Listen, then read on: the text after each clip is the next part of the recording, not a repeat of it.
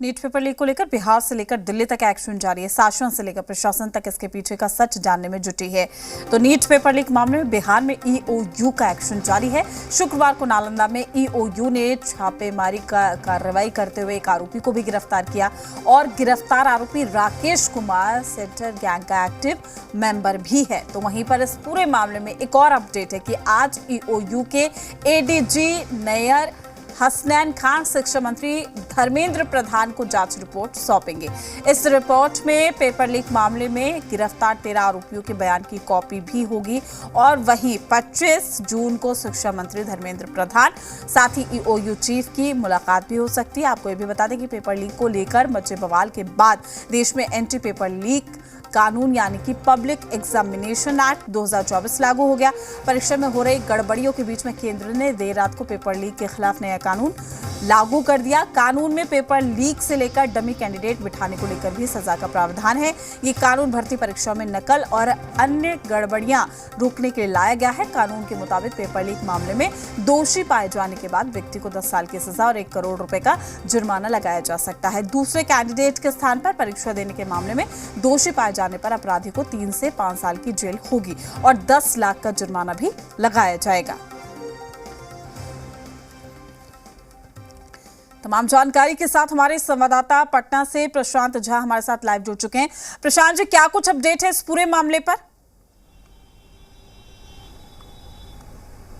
देखिए, आर्थिक अपराध इकाई की जो एसआईटी की टीम है वो लगातार एक्टिव है और लगातार कार्रवाई कर रही है।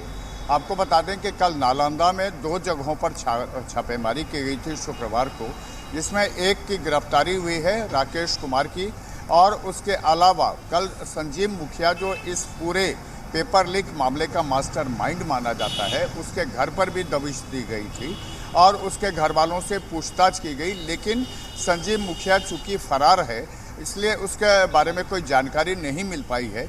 और आपको बता दें कि संजीव मुखिया जो है एकंगर सराय में एक जो कॉलेज है उद्यान कॉलेज और नूरसराय कॉलेज, उस कॉलेज में वो स्टाफ भी है।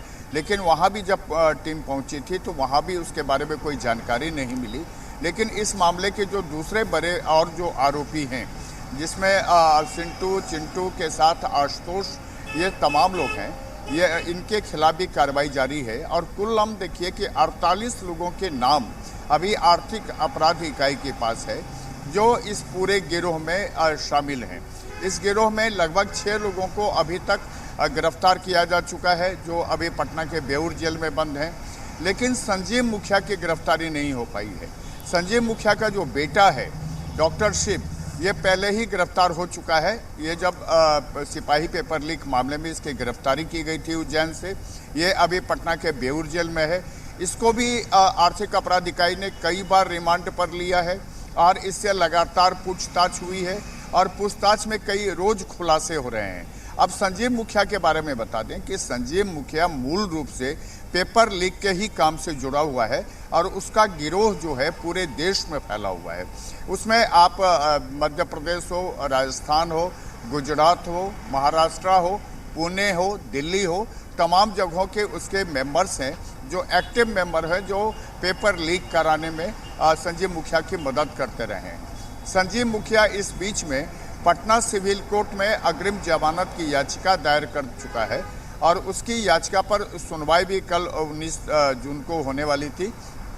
लेकिन जो पुलिस डायरी है वो डायरी कोर्ट में नहीं पहुंच पाया था, इसकी वजह से वो सुनवाई टाल दी गई है। अब सुनवाई 25 जून को होगी। दूसरी बात आपको बता दें कि अभी जो कार्रवाई चल रही है उस कार्रवाई की जितनी भी डॉक्यूमेंट हैं वो सारे डॉक्यूमेंट जो आर्थिक अपराध इकाई के हेड हैं नैयर हसनैन खान एडीजी, वो दिल्ली पहुंच चुके हैं तमाम डॉक्यूमेंट को लेकर के। और आज जो केंद्रीय शिक्षा मंत्रालय है उसके अधिकारियों को वो डॉक्यूमेंट, अब तक की जो जांच रिपोर्ट है, जांच समीक्षा है, वो तमाम सौंपेंगे।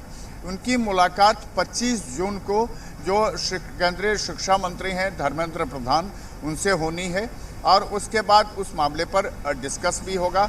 हालांकि जिस तरह से कोर्ट ने अभी इस मामले पर कोई भी संज्ञान नहीं लिया है और काउंसलिंग का भी उसने रोक नहीं लगाई है, तो इसको लेकर के ये माना जा रहा है कि 25 जून को जब धर्मेंद्र प्रधान से नैयर हसनैन खान एडीजी की बात होगी, उसके बाद केंद्रीय शिक्षा मंत्रालय जो जानकारी मिल रही है वो कोर्ट में एक अपनी तरफ से एक पिटीशन दायर करेगा और पूरे मामले के समीक्षा को लेकर के केंद्रीय शिक्षा मंत्रालय की तरफ से जो कुछ भी नया फरमान होगा उस फरमान की जानकारी देगा।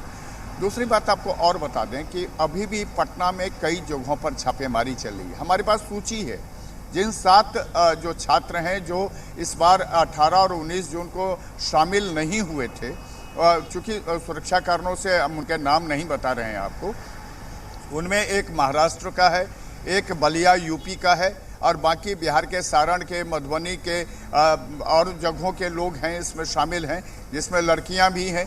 और इन तमाम लोग जो हैं, जो अभी तक ये तमाम भी 7 भी फरार हैं, इन 7 को फिर से पूछताछ के लिए बुलाने के लिए अब कानून का सहारा लेने वाली है आर्थिक अपराध इकाई EOU, ताकि ये सब लोग पूछताछ में शामिल हों और पूछताछ में इनका अगर दोष सिद्ध होता है तो फिर इनकी गिरफ्तारी भी होगी। अभी आपको बता दें कि जो शुक्रवार को यानी एक दिन पहले जो छापेमारी नालंदा में की गई थी एकंगर सराय में, उस एकंगर सराय से राकेश कुमार को उठाया गया है और उसको पूछताछ के लिए लाया गया है। राकेश कुमार के बारे में ये आपको बता दें कि ये संजीव मुखिया का गैंग का बहुत ही एक्टिव मेंबर है और इसका काम ये है कि तमाम जो क्वेश्चन पेपर होते हैं जब वो तमाम लोगों को बांट दिए जाते हैं गिरोह के सदस्यों को, उसके बाद सबसे ये फिर कलेक्ट करवाता है, उसको जलाता है।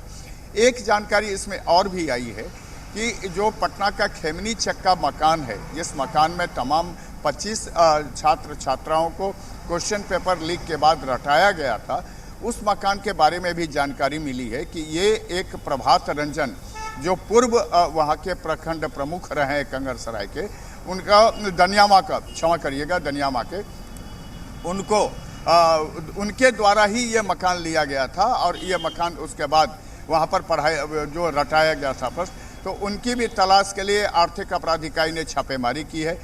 आर्थिक अपराध इकाई की एक टीम देवघर में है, एक रांची में है। रांची में ये बताया जाता है कि पेपर लीक जो हुआ है वो रांची से हुआ है और रांची के एक बहुत ही जाने माने जो प्रोफेसर हैं उन्होंने ये लीक पेपर संजीव मुखिया को भेजी थी। आर्थिक अपराध इकाई को ये तमाम लिंक मिल चुके हैं और उस पर अब कार्रवाई हो रही है।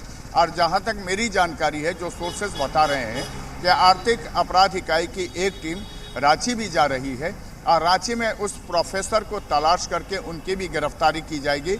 और कुल मिलाकर ये कहा जाए कि आर्थिक अपराध इकाई जिस तरह से पेपर लीक मामले की जांच कर रहा है, उससे ये साबित हो गया है कि बिहार में पेपर लीक हुए थे। पेपर लीक करने के जो जितने गिरोह हैं, जितने चेहरे हैं, वो लगभग आर्थिक अपराध इकाई के सामने हैं। प्रशांत जी, आप यहाँ पर रांची का जिक्र कर रहे थे, अभी हाल ही में रांची से भी एक पिता पुत्र को भी अरेस्ट किया गया है।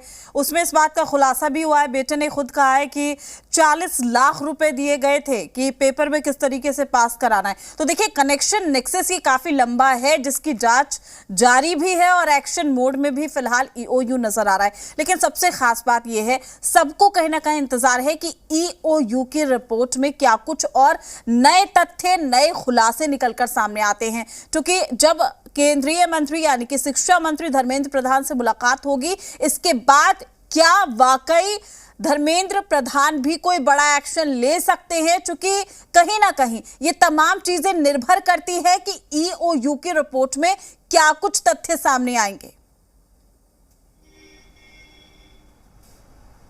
बिल्कुल आप सही कह रहे हैं। देखिए, धर्मेंद्र प्रधान को जो चीज़ें सौंपी गई हैं या सौंपने वाले हैं आज आर्थिक अपराध इकाई के लोग, उसमें जो बयान है, जो इकबालिया बयान है 121 के तहत, जिसमें 4 छात्र हैं जिसमें आपको नाम बता देता हूं, आयुष हैं, उसमें अनुराग यादव हैं, शिवनंदन कुमार हैं और अभिषेक कुमार हैं। ये 4 छात्र पकड़े गए थे।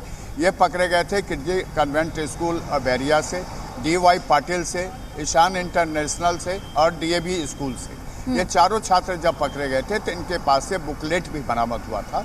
उस बुकलेट बाकायदा वो नीट की तरफ से का बुकलेट है। और आपको बता दें कि अनुराग यादव, जिनको NHI के गेस्ट हाउस में ठहराया गया था, अनुराग यादव के यहाँ जब छापेमारी NHI के गेस्ट हाउस में की गई थी तो वहाँ से OMR सीट भी मिला था, जिससे वो प्रैक्टिस करवाया जा रहा था। इसके अलावा ये जो 4 बयान के अलावा जो इसमें पेपर लीक के गिरोह के लोग हैं, जिसमें सिकंदर है, रॉकी है, अमित आनंद है, नीतीश कुमार है, उसके साथ रोशन है और बिट्टू है। तो ये जो 6 लोगों के जो बयान हैं, जिसको कि रिमांड पर लेकर के बार बार आर्थिक अपराध इकाई ने किया है, वो बयान की कॉपी और साथ में जो परिजन पकड़े गए हैं, जिसमें अवधेश कुमार हैं और बाकी लोग हैं, रीना कुमारी हैं, इन लोगों के जो बयान हैं, इन बयान की कॉपी भी आज शिक्षा मंत्रालय को सौंपा जाएगा। साथ में ये भी बताया जाएगा कि नेक्सस क्या है, कैसे संजीव मुखिया का जो गिरोह है पूरे देश में एक्टिव है और उसने कितनी परीक्षाओं के पेपर लीक किए हैं, जिसमें यूपी के सिपाही पेपर लीक किया था उसने, बिहार सिपाही पेपर लीक किया था, बिहार TRA 3 का उसने पेपर लीक किया था, 2016 में इसी गिरोह ने नीट का पेपर उत्तराखंड में लीक किया था, इसी गिरोह ने 2017 में नीट का पेपर लीक किया था, जिसका पटना के पत्रकार नगर में मामला दर्ज है। तो ये तमाम जानकारी और जो अब तक की समीक्षा रिपोर्ट है वो आज शिक्षा मंत्रालय को सौंपी जाएगी और 25 जून को धर्मेंद्र प्रधान के साथ जब बैठक होगी तो उसमें कोई बड़ा फैसला हो सकता है। जी बिल्कुल प्रशांत जी, आपका शुक्रिया तमाम जानकारी साझा करने के लिए। अपडेट हम आपसे लेते रहेंगे। तो नीट